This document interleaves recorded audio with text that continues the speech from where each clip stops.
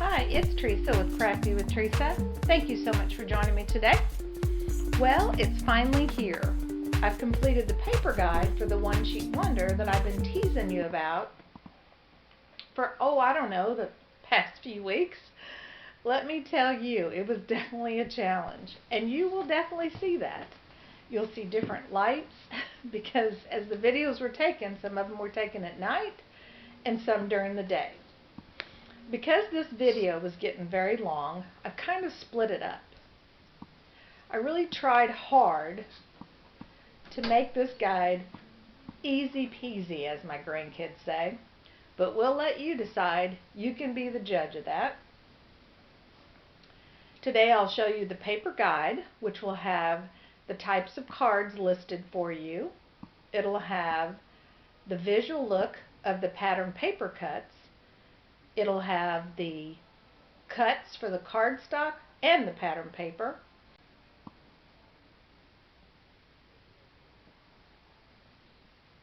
And it will also have some of the cards that I was able to complete with the One Sheet Wonder papers that I've been talking about. First, I did receive the papers, and I wanted to do just a quick review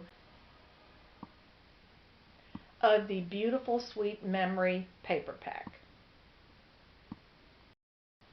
This first side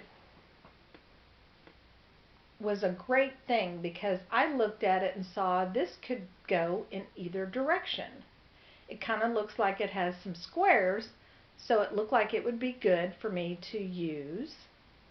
Also, the back side, another thought on the back side is it can be going in either direction.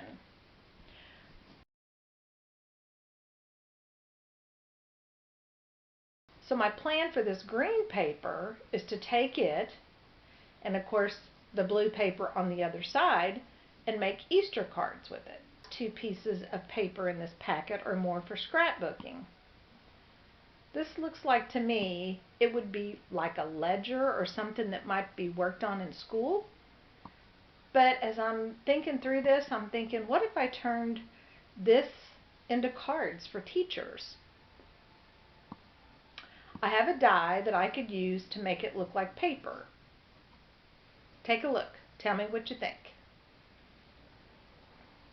On the back side of this paper is, again, something that could probably be used for scrapbooking, but I think you could easily transform it into cards. For example, a card for people who are traveling, or even a retirement card.